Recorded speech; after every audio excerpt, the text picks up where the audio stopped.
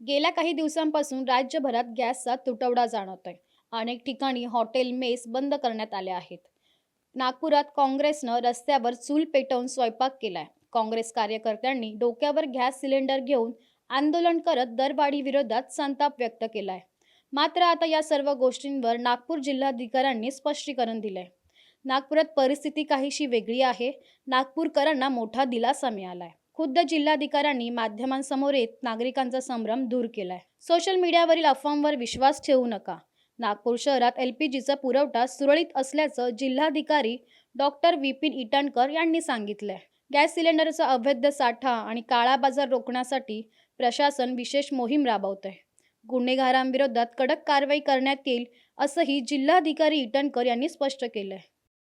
मी कालही आपल्या सगळ्यांशी बोललेलो आहे आणि ऑलरेडी आम्ही परिपत्रकही काढलेलं आहे की सध्या तुटवडा नाहीच आहे. आणि आपण आज जे न्यूज बघित असेल काय वेळ तर ऑलरेडी ते कंडिशन रिलॅक्स होत आहे. काल गव्हर्नमेंट ऑफ इंडियामार्फत ही प्रेस झाली, गव्हर्नमेंट ऑफ महाराष्ट्रही सांगत आहे आणि ॲज अ कलेक्टर आणि सप्लाय ऑफिसनं आम्ही पण सांगतो की तुटवडा नाही आहे. आणि दुसरं काही तक्रार आल्या होत्या की ब्लॅक मार्केटिंग होऊ शकतं, होर्डिंग होऊ. त्यासाठी मी ऑलरेडी माझ्या फूड सिव्हिल सप्लायच्या 4 टीम बनवलेल्या आहे. CP सरांनी त्यांच्या टीम बनवल्या आहे. आम्ही कारवाई पण करत आहोत. आणि माझी एकच विनंती आहे लोकांना की नागरिकांनी अननेसेसरी पॅनिक होऊन आपण होर्डिंग करण्याच्या प्रवृत्तीमध्ये आणि त्या दुकान आणि त्याच्यासमोर गर्दी करण्याची कसलीच गरज नाही आहे. तुटवडा होणार नाही आहे आणि सप्लाय सफिशियंट याच्यामध्ये आहे.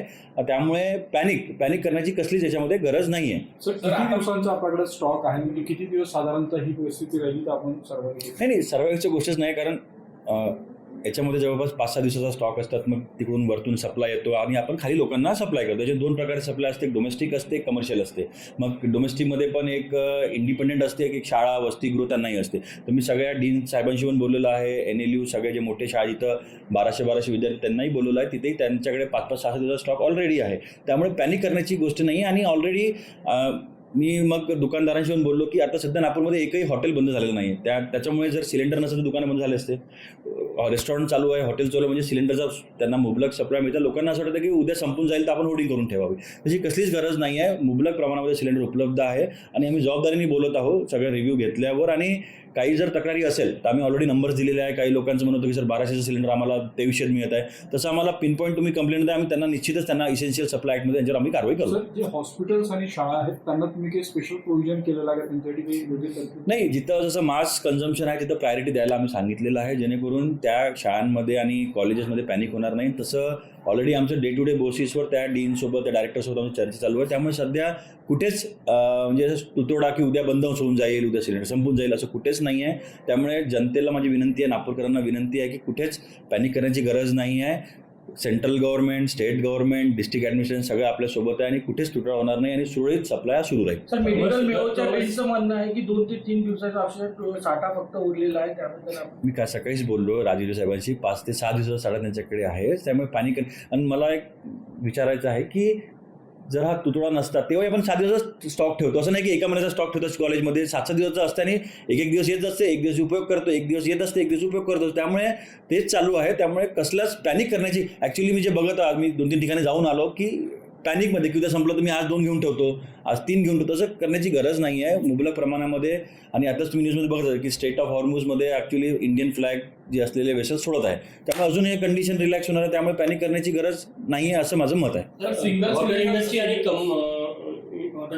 आणि कमर्शियल इंडस्ट्री यांच्यासाठी कमर्शियल सिलेंडर देताना काही सूट दिली जाईल का? नाही देखो, अगर मुबलक प्रमाणामध्ये आलं तर आम्ही ते रिस्ट्रिक्शन काहीच नाही आहे. तुम्हाला रिक्वायरमेंट तुम्ही बुकिंग करा, तुम्ही घेऊन जा. पण लोकांना असं वाटत आहे की संपून जाईल तर मी आजच 2-4 ठिकाणी 10 माझ्याकडे आणून ठेवतो. तसं होणार नाही. तुम्हाला सगळ्यांच्या नीडसाठी मुबलक सिलेंडर आहे, मग डोमेस्टिक राहो किंवा कमर्शियल राहो. सिंगल सिलेंडरच्या बाबतीत ज्यांच्याकडे आहे त्यांना संपल्यानंतर मिळत नाही आहे, OTPची अडचण जात आहे, तांत्रिक बाबींची अडचण जात आहे, रांगा आहे, ओरड आहे. तेच सांगतो पॅनिक. आता पहिले 15 दिवसाला OTP येतो, आता 20 ते 22 दिवसाला येत आहे. पण OTP येत आहे. आधी पण OTPने सिलेंडर भेटायचं, असं नव्हतं की विदाउट OTP सिलेंडर भेटायचं. आधी पण OTPने सिलेंडर भेटत होतं, आता OTPने भेटत आहे. त्यामुळे आता मला एक तुम्हाला विनंती करायची आहे, जे लोक लाईन लागलेले आहे त्याचा तुम्ही इंटरव्ह्यू घ्या की तुमच्याकडे सिलेंडर संपून गेला आहे का, उनके पास है फिर भी वो एक सिक्युरिटी म्हणून येत आहे. त्यामुळे तशी गरज नाही आहे, बट नॅचरल आहे की वॉर लाईक सिच्युएशन आहे, त्यामुळे नागरिकांमध्ये पॅनिक राहू शकते. आणि तुम्ही आणि मी आता सकाळी माझ्याकडे प्रदर्शनी आले त्यांना मी सांगितलं की तुम्ही तुमच्या पण वतीने सांगा, मीडियाला विनंती करू तुम्ही तुमच्या वतीने पण सांगा की पॅनिक करण्याची बिलकुल गरज नाही आहे. तर काही उद्योजकांच्या अनुषंगाने काही करतील? नाही, काही नाही, माझा मोबाईल ओपन आहे, CM सरांना बोललेले आहे, काल बावनकुळे साहेब पण बोलले, आता आम्ही पण इथं बोलवतो. त्यामुळे मला वाटत नाही विषय काही असेल तर आमच्या समोर आणा, आम्ही ते सॉल्व्ह करण्याचा प्रयत्न करू.